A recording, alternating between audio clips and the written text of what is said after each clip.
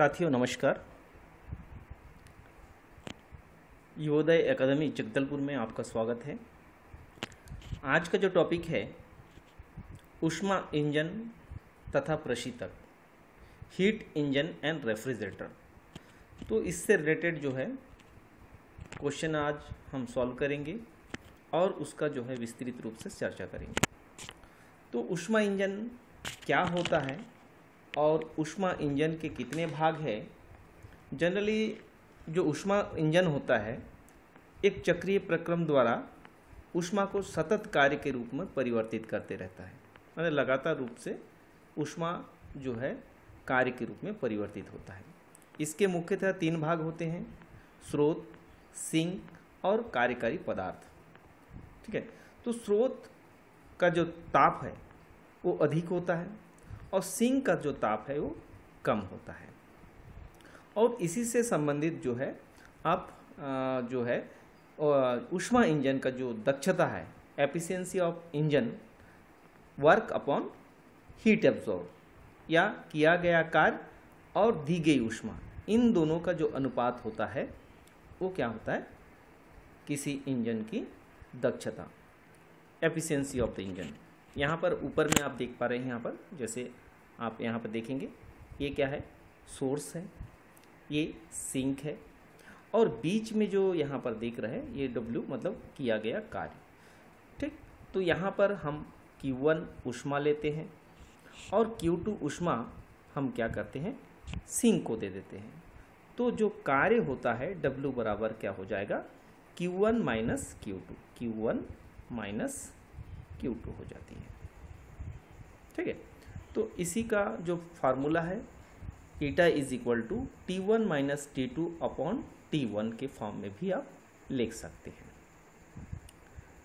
ठीक, अब आते हैं हम, यहाँ पर एक कार्नो चक्र है, देखिएगा यहाँ पर जो है हमारे जो कार्नो इंजन होती हैं वो एक साइकिल होता है, इसको कार्नो चक्र कहते हैं। तो एक चक्र में देखिए, अगर हम देखें यहाँ से यहाँ तक ये है आइसोथर्मल एक्सपेंशन, यहाँ से यहाँ तक एडियोबैटिक एक्सपेंशन, यहाँ से यहाँ तक ये होता है कंप्रेशन, मतलब वॉल्यूम देखिए कम हो रहा है तो कंप्रेशन हुआ, आइसोथर्मल कंप्रेशन, और यहाँ से यहाँ तक एडियोबैटिक कंप्रेशन। तो इस प्रकार जो है एक चक्र पूरा होता है, यहाँ से यहाँ, यहाँ से यहाँ, यहाँ से यहाँ, यहाँ से यहाँ तक। तो ये जो क्षेत्रफल है ये इस क्षेत्रफल के बराबर किया गया कार्य होता है। ठीक है, तो इस प्रकार जो किया गया कार्य होगा, एक पूर्ण चक्र में जो किया गया कार्य होगा W बराबर, ये फाइनली फार्मूला मिलता है अपने को T1 माइनस T2 या Q1 माइनस Q2 आप कार्य के रूप में लिख सकते हैं।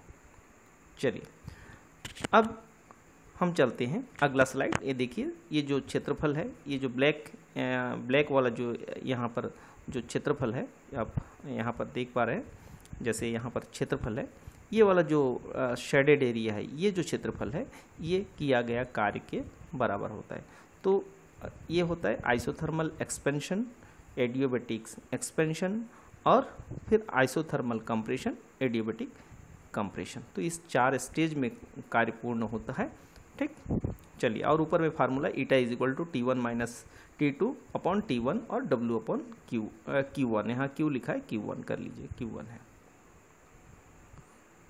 चलिए अगला रेफ्रिजरेटर। रेफ्रिजरेटर में जस्ट उल्टा होता है, सिंक जिसका ताप कम होता है उसी से हम ऊष्मा लेते हैं और सोर्स को देते हैं। ठीक, उल्टा होता है, जो हीट इंजन में जो वर्क होता है जस्ट उसका उल्टा जो होता है रेफ्रिजरेटर में होता है। चलिए अब चलते हैं हम क्वेश्चन की ओर, जहाँ पर आपको क्वेश्चन को सॉल्व करना है। तो देखिए पहला जो प्रश्न है, ऊष्मा स्वयं किसी निम्न ताप की वस्तु से उच्च ताप की वस्तु में प्रवाहित नहीं हो सकती, यह कथन किसका परिणाम है, किसका रिजल्ट है, कि जो अपने आप जो ऊष्मा निम्न ताप की वस्तु से उच्च ताप की वस्तु में प्रवाहित नहीं हो सकता, लोअर टेम्परेचर से हायर टेम्परेचर में प्रवाहित नहीं हो सकता है। तो ये कथन किसका है, ऊष्मा गतिकी का द्वितीय नियम, सेकंड लॉ ऑफ थर्मोडायनेमिक्स, संवेग संरक्षण यानी law of conservation of momentum, द्रव्यमान संरक्षण यानी कंजर्वेशन ऑफ मास, और चौथा जो है ऊष्मागतिकी का प्रथम नियम, है ना, फर्स्ट लॉ ऑफ थर्मोडाइनमिक्स। तो इसका सही उत्तर होगी सेकेंड लॉ ऑफ थर्मोडाइनमिक्स, ऊष्मागतिकी का द्वितीय नियम। चलिए अगला प्रश्न आपके लिए ये रहा। कोई कार्नो इंजन किसी स्रोत से 627 डिग्री सेंटीग्रेड पर 3 × 10⁻6 कैलोरी, यहाँ पर 106 लिखा है, इसको 10�6 कर लीजिए, 10�6 कैलोरी ऊष्मा लेती है तथा इसे 27 डिग्री सेंटीग्रेड पर सिंक को दे देता है। इंजन द्वारा किया गया कार्य है। तो आप देखिए एक हीट इंजन है और the temperature of source is 627 degree centigrade and temperature of sink is 27 degree centigrade and it takes heat from the source is 3 × 10⁶ calorie. ठीक है, तो इंजन द्वारा किया गया कार्य, work done by the heat engine will be, तो option 4 option आपके पास दिया है, 4 ऑप्शन में से सही उत्तर आपको ढूंढना है। तो देखिए थर्मोडाइनमिक्स में जब भी कोई क्वेश्चन आपको सॉल्व करना है तो आप याद रखिए इसको सबसे पहले तो आपको उसको सेल्सियस से आपको एब्सोल्यूट टेम्परेचर में कन्वर्ट करना है, यानी केल्विन पैमाने में आपको क्या करना है, उसको कन्वर्ट कर लेना है। ठीक है, तो देखिए यहाँ पर क्या है 627 डिग्री सेंटीग्रेड, तो 627 बोलने से क्या हुआ, 627 बोलने से आपका 627 प्लस 273 करेंगे, तो 273 जैसे ही करेंगे तो इसका वैल्यू कितना हो जाएगा, आप देख पा रहे हैं यहाँ 627 प्लस 273, तो 6 2 800 और एक 900, तो 900 केल्विन हो जाएगा। ये हो जाएगा आपका किसका ताप, सोर्स का ताप। अब सिंक का ताप कितना है, सिंक का ताप आपका 27 है, तो 27 में आप कितना जोड़ेंगे 273, तो 273 करेंगे तो जो T2 का वैल्यू होगा वो कितनी होगी 300 केल्विन, यानी 300 केल्विन यहाँ पर किसका टेम्परेचर होगी, सिंक का। तो अपने पास फार्मूला क्या है, ईटा इज इक्वल टू क्या फार्मूला था, ईटा इज इक्वल टू अपने पास फार्मूला था, eta is equal to formula है क्या T1 माइनस T2, या आप बोल सकते हैं T1 minus T2 upon T1, और ये जो बराबर है किसके बराबर, W अपॉन Q के बराबर, Q1 के बराबर, तो W अपॉन Q1, तो ये वैल्यू दिया है। तो देखिए यहाँ पर जो वैल्यू आएगी वो क्या होगी, यहाँ पर देख पा रहे हैं जैसे हम वैल्यू रखेंगे इसका W बराबर क्या हो जाएगी, W इज इक्वल टू, तो 900 मतलब किसका वैल्यू, T1 का वैल्यू, माइनस T2 मतलब 300/900 गुणित 3 गुणित 10⁶। अब 900 से 300 घटाएंगे कितना होगा 600, तो 600 बटे कितना हो जाए आपका, यहाँ 900 बटे आपका होगा, यहाँ पर अगर हम सॉल्व करें तो क्या होगी, यहाँ पर 900 से 300 गया कितना बचा 600, तो 600 बटे कितना हो जाएगा 900। इसको जब हम सॉल्व करेंगे तो 2 0 2 0 कट जाएगी, 3 2 6, 3 3 9, यानी 2/3 यहाँ पर बचेगी और 3 गुणित 10⁶ बचेगा। तो यहाँ पर 3 और 3 दोनों कैंसिल हो जाएंगे, यानी 2 गुणित 10⁶ कैलोरी होगा। और जब हम कैलोरी को जूल में बदलते हैं तो 1 कैलोरी बराबर कितना होता है, 1 कैलोरी बराबर कितना होता है 4.2 जूल। ठीक है, तो 4.2 जूल होता है, यानी हम जब भी इसको जूल में कन्वर्ट करेंगे तो 4.2 से मल्टीप्लाई करेंगे, तो 4.2 × 2 कितना हो जाएगी आपका 8.4 × 10⁶, यानी इसका जो सही उत्तर हो जाएगी बी होगी। ठीक, चलिए अगला प्रश्न, कार्नो एक चक्र के प्रथम प्रक्रम होता है, तो आपको अभी मैं वो ग्राफ के माध्यम से बताया था कि इसमें 4 स्टेज होता है, तो इसका सही उत्तर क्या होगी समतापी प्रसार, क्योंकि आपका जो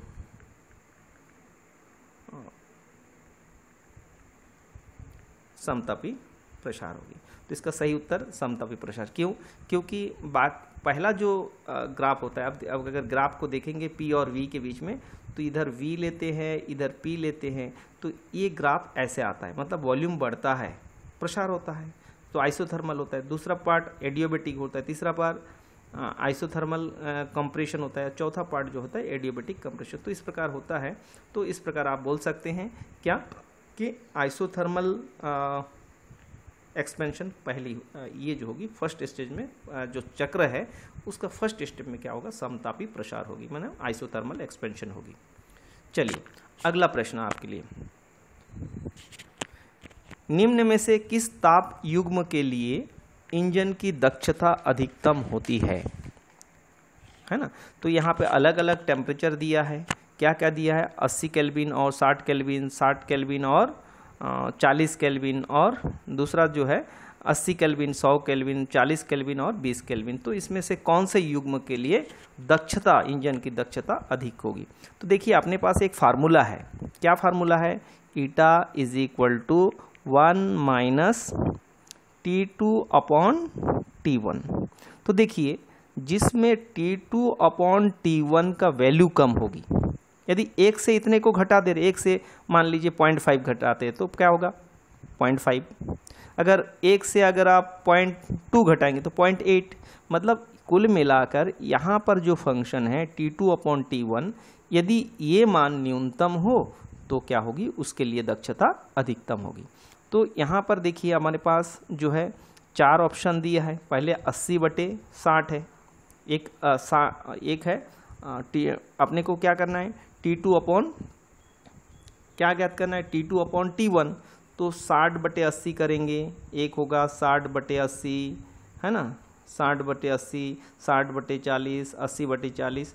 तो हम देखेंगे 20/40 है, 20/40 है, ये मान सबसे कम है, यानी ये जो 20 और 40 जो है, 40 और 20 जो है, इसका मान सबसे कम है, इसीलिए दक्षता अधिकतम किसके लिए होगी, 40 और 20 के लिए। तो 40 और 20 के लिए जो है सबसे अधिकतम होगी क्या, कार्नो इंजन की दक्षता। जहाँ T2 और T1 का मान सबसे कम हो वही क्या होगी, अधिकतम होगी। चलिए अगला प्रश्न, जब स्रोत का ताप T1 तथा सिंक का ताप T2 हो तो कार्नो इंजन की दक्षता होगी। जस्ट फार्मूला पूछ रहा है यहाँ पर, तो फार्मूला में क्या होगा, eta is equal to T1 minus T2 upon T1 हो सकता है, या इस फॉर्म में भी दे सकता है क्या, 1 माइनस, या 1 इस फॉर्म में ईटा इज इक्वल टू, ये भी पूछ सकता है 1 अलग से माइनस फिर यहाँ T2 अपॉन T1, ये भी हो सकता है। तो यहाँ पे जिस फॉर्म में दिया है अपने को उसी फॉर्म में एलसीएम लेके जब सॉल्व करेंगे तो T1 minus T2 whole divide by T1, ये क्या होगी, कार्नो इंजन की दक्षता होगी। तो इसका सही उत्तर होगी ये। चलिए अगला प्रश्न आपके लिए ये रहा, एक इंजन 727 डिग्री सेंटीग्रेड पर तथा 227 डिग्री सेंटीग्रेड पर तापमान के दो आशयों के बीच में कार्य करता है, इंजन की अधिकतम दक्षता ज्ञात कीजिए। तो इंजन की अधिकतम दक्षता यहाँ पर ज्ञात करना है, क्या क्या टेम्परेचर है, क्या क्या टेम्परेचर है, टेम्परेचर यहाँ पर है 727 और दूसरा क्या है 227, ठीक है। तो आपको सॉल्व करना है 727 इसमें तो यहाँ पर अगर आप T1 निकालेंगे तो T1 इज इक्वल टू क्या होगी, T1 इज इक्वल टू यहाँ पर क्या होगी आपका 727 प्लस 273, तो कुल मिला के कितना हो जाएगा 1000, ठीक है 1000 होगी। तो इसी प्रकार अगर आप 227 में 273 जोड़ेंगे तो कितना होगी 500। तो फार्मूला में मान रखेंगे eta is equal to T1 minus T2 upon T1। तो 1000 माइनस 500 अपॉन 1000, 1000 से 500 गया, कितना बचा 500, 500/1000 यानी 1/2। तो इसका सही उत्तर क्या होगी, इसका सही उत्तर 1/2। तो इसका सही उत्तर 1/2 या 50% आप बोल सकते हैं। चलिए अगला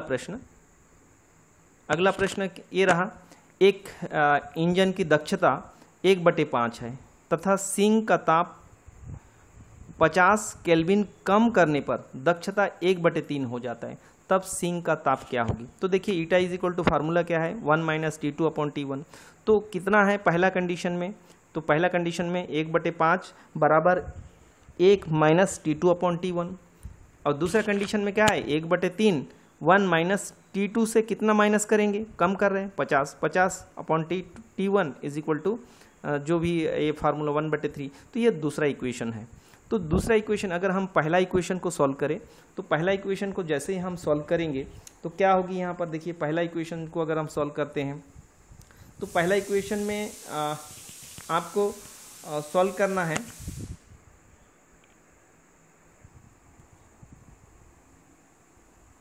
तो पहला इक्वेशन में हम देखें तो पहला इक्वेशन में यहाँ पर क्या हो रहा है,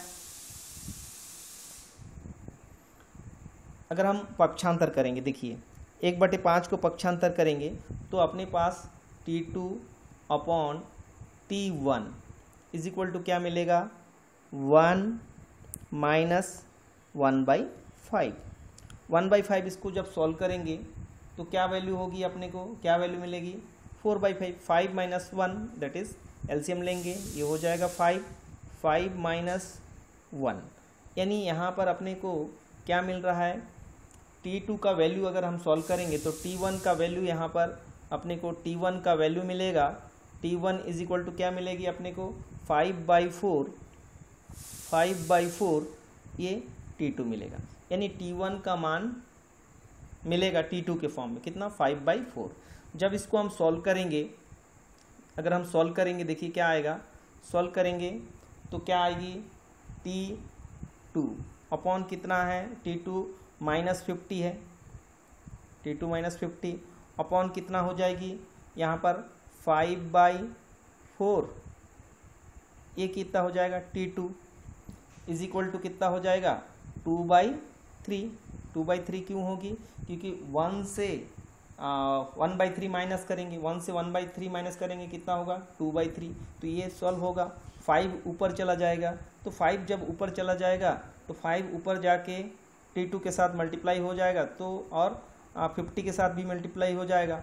तो इस प्रकार जो है नया समीकरण आपका क्या मिलेगा, नया समीकरण आपको मिलेगा, क्या मिलेगा, 4T2 - 200 मतलब 50 से गुना करेंगे, अपॉन कितना हो जाएगी, 5T2 है ना, 5T2 इज इक्वल टू कितना होगी, 5T2 इज इक्वल टू आपका हो जाएगा यहाँ पर 2/3।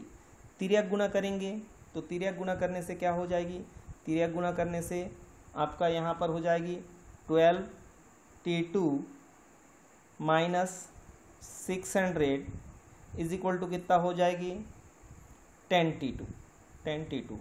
ठीक है, पक्षांतर करेंगे, पक्षांतर इधर करेंगे तो कितना होगा, 2T2, तो 2T2 इज इक्वल टू कितना हो जाएगा, 600, यानी T2 का वैल्यू कितना हो जाएगी, 300।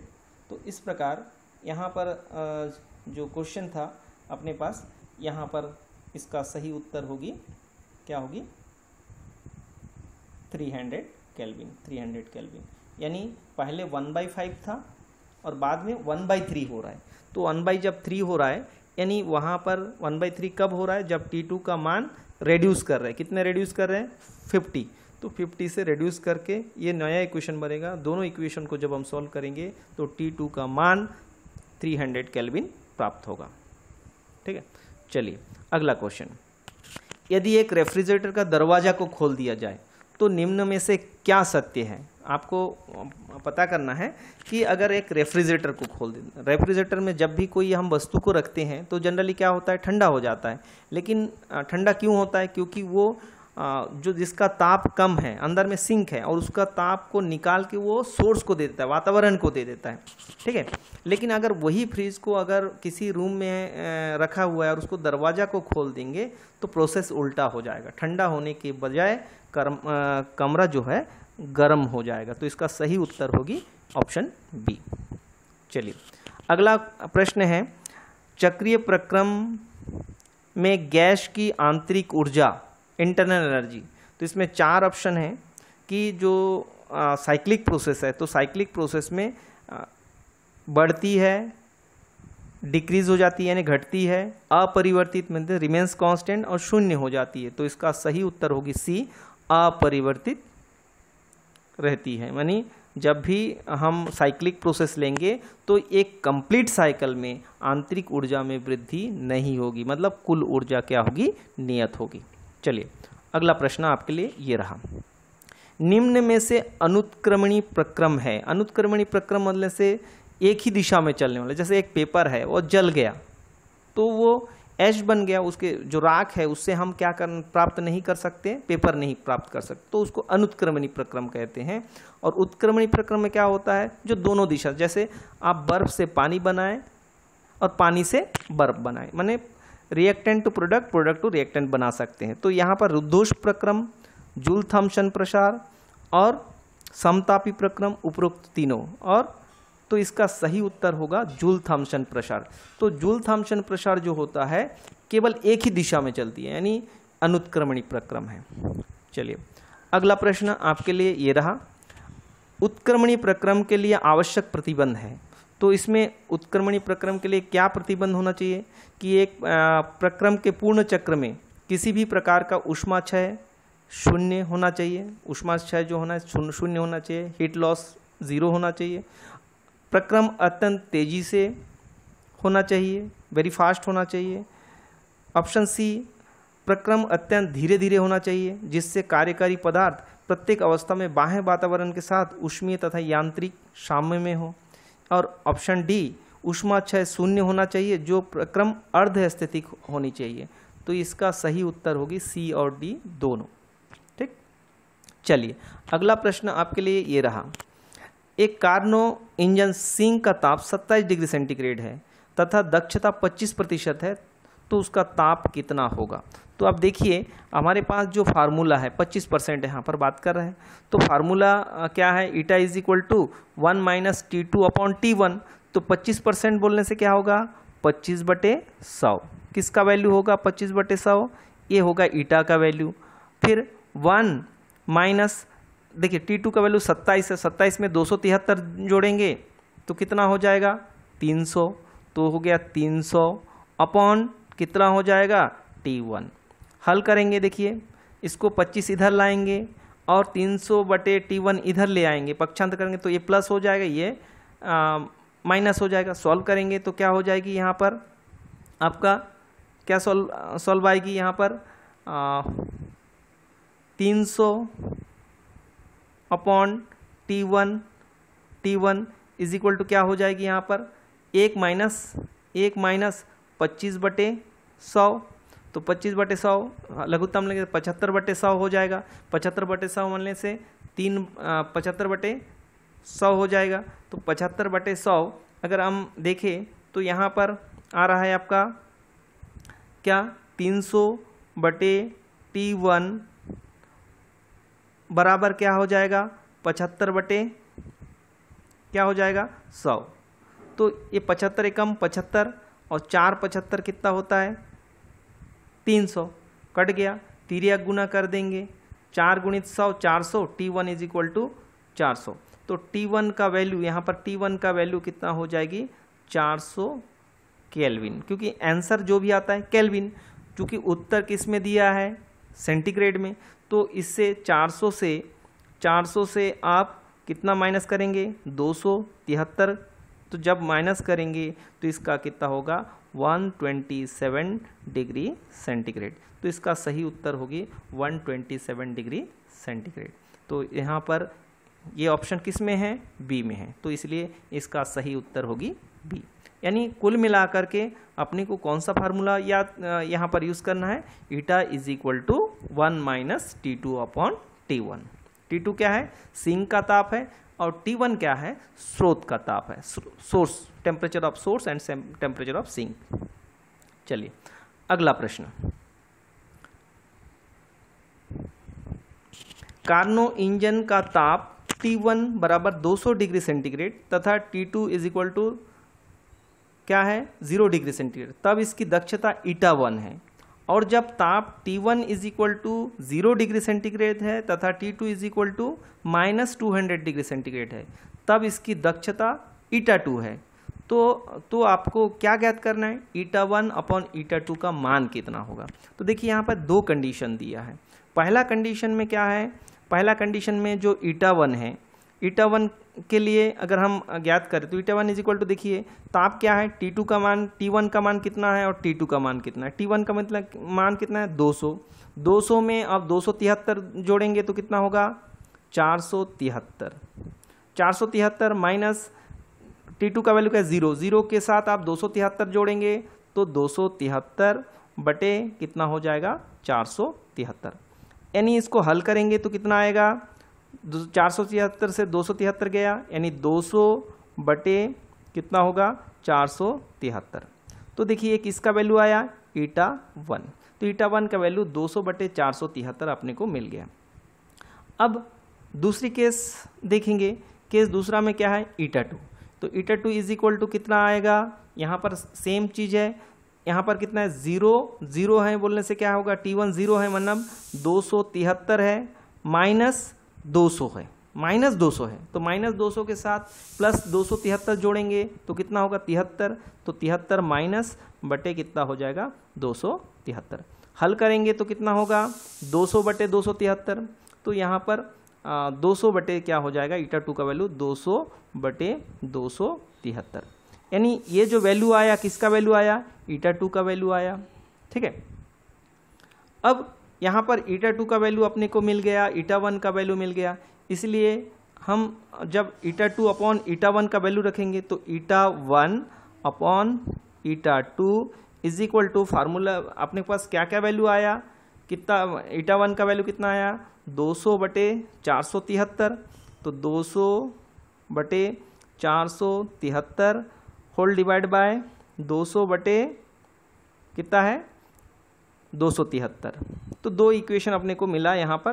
तो यहाँ पर 400 देखिए 200 200 कट गया, तो ऊपर का नीचे नीचे आएगा, नीचे का नीचे ऊपर चला जाएगा, यानी यहाँ पर जो वैल्यू अपने को मिलेगा तो क्या मिलेगा 𝜂1 अपॉन 𝜂2 इज इक्वल टू, अपने को क्या मिल रहा है 273 बच गया था, 273 बटे 473। तो देखिए जब भी इस टाइप का सॉल्व दिया रहता है तो आपके पास 4 ऑप्शन दिया है, तो 4 ऑप्शन में देखिए 273 और 473 मतलब लगभग आधा है, तो आधा से थोड़ा सा ज़्यादा है, तो आधा ही है बोल सकते हो। तो इसका जो सही उत्तर होगी ऑप्शन क्या होगी, ये होगी। अगर इसको आप डिवाइड करोगे तो 0.577 अपने को मिलेगा। ठीक है, तो इसका सही उत्तर क्या होगी 0.577। चलिए अगला प्रश्न आपके लिए। ठीक, किसी निकाय की अव्यवस्था की कोटि डिग्री ऑफ डिसऑर्डर की माप कहलाती है। तो डिग्री ऑफ डिसऑर्डर की जो माप होती है, समदाबी अवस्था होता है, आइसोट्रॉपी अवस्था होता है, एंथैल्पी होता है कि एंट्रोपी होता है। तो इसका सही उत्तर है एंट्रोपी। जस्ट ये सब क्वेश्चन जो है आपको केवल याद करना है और आप एक बार सुनते ही आप इसका आंसर दे सकते हैं। ठीक, चलिए अगला प्रश्न। एक वैज्ञानिक कहता है कि 127 डिग्री सेंटीग्रेड तथा 27 डिग्री सेंटीग्रेड सिंक के बीच कार्यरत उसके इंजन की दक्षता 26% है, तब क्या यह संभव है, क्या यह असंभव है, पर बहुत कम है, यह लगभग संभव है, आंकड़े पर्याप्त नहीं है। तो देखिए यहाँ 4 ऑप्शन दिए हैं, तो आपके पास एक फार्मूला है। क्या फार्मूला है, फार्मूला है कि अधिकतम ईटा मैक्सिमम जो वैल्यू होती है मैक्सिमम, क्या फार्मूला है, क्या फार्मूला है आपके पास मैक्सिमम के लिए, T1 minus T2 upon whole divide by T1 या 1 माइनस T2 अपॉन T1, ऐसे भी आप सॉल्व कर सकते हो। बाद में लघुत्तम लेना पड़ता है और फार्मूला में पहले लघुत्तम वाला ले लिए तो जल्दी से सॉल्व हो जाएगा। तो यहाँ पर जो वैल्यू आएगी कितना होगी, देखिए 127 बोलने से कितना हुआ, उसमें 273 जोड़ेंगे तो ईटा 273 जोड़ेंगे तो आपके पास कितना आ जाएगा 400 माइनस यहाँ पर माइनस 27 बोलने से कितना 273 जोड़ेंगे, यानी ये हो जाएगा 300 बटे कितना हो जाएगा 400। तो इस प्रकार 300/400 माइनस 300/400, अगर इसको हल करेंगे तो कितना हो जाएगा, हल करेंगे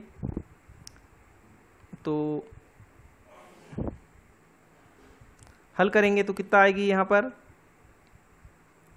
100/400।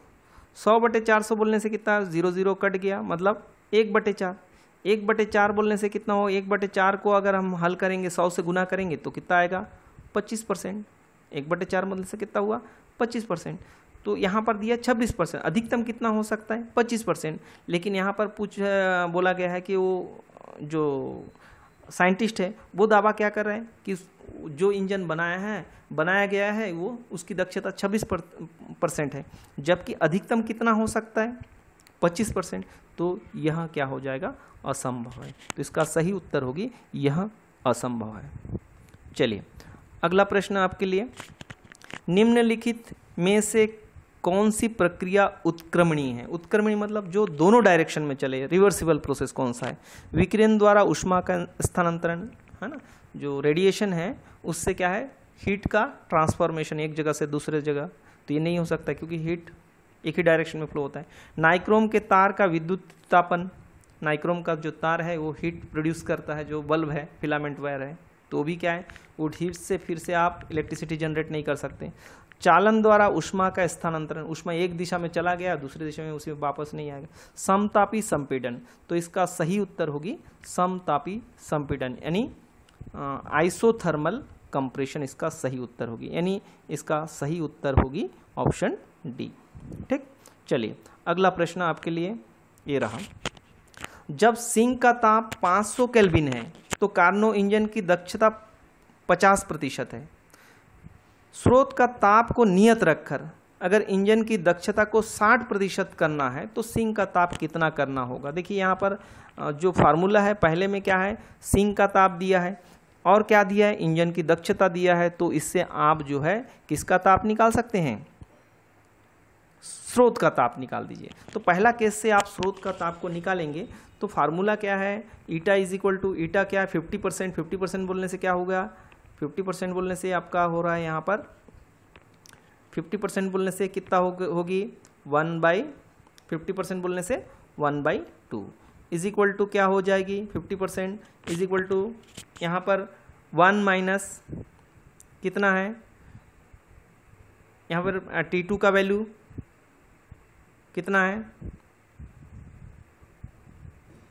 500 अपॉन कितना है T1।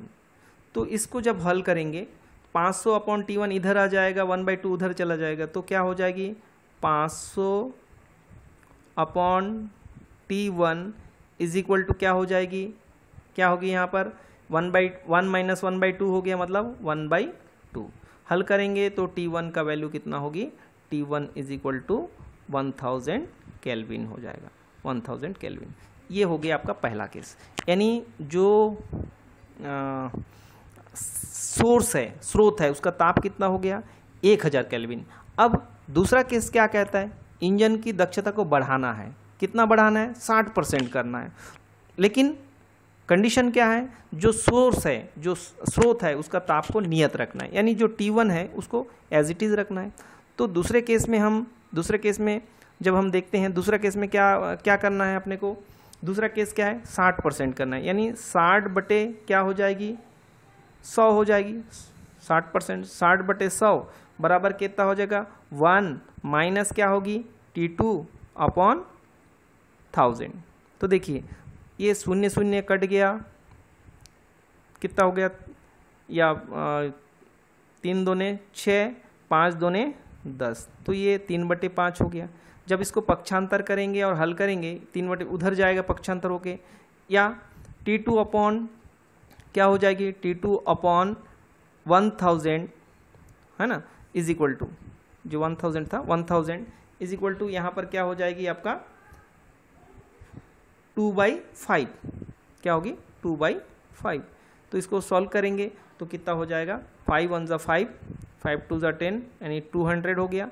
तो T2 इज इक्वल टू यहाँ पर T2 इज इक्वल टू क्या होगी, T2 is equal to 400 kelvin.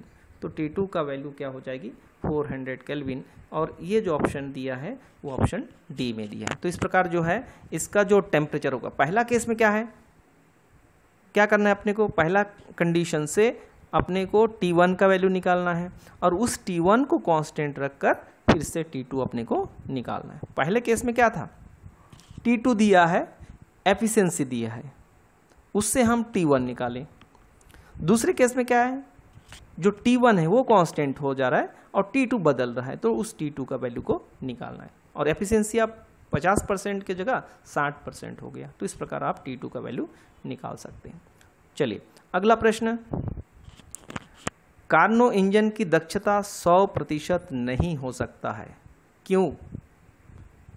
विकिरण को हम नहीं रोक सकते, आदर्श स्रोत प्राप्त नहीं कर सकते हैं, परम शून्य ताप प्राप्त नहीं कर सकते, घर्षण को समाप्त नहीं कर सकते। तो इसका सही उत्तर होगी सी, यानी परम शून्य ताप जो एब्सोल्यूट ज़ीरो है उसको हम प्राप्त नहीं कर सकते। ये केवल एक कॉन्सेप्ट है कि एब्सोल्यूट ज़ीरो वहाँ टेम्परेचर होता है जिस पर किसी भी गैस का आयतन, दाब, ये सारे क्या हो जाते हैं, शून्य हो जाते हैं। ठीक है, आप चार्ल्स लॉ में पढ़े होंगे, चार्ल्स लॉ, प्रेशर लॉ, उसमें पढ़े होंगे कि जो जब एब्सोल्यूट ज़ीरो पर क्या होता है, वॉल्यूम, किसी भी गैस का वॉल्यूम ज़ीरो हो जाता है। तो इसलिए हम किसी भी गैस का वॉल्यूम को हम ज़ीरो नहीं कर सकते, इसलिए इसका सही उत्तर होगा सी। ठीक, thank you very much for this class. Thank you.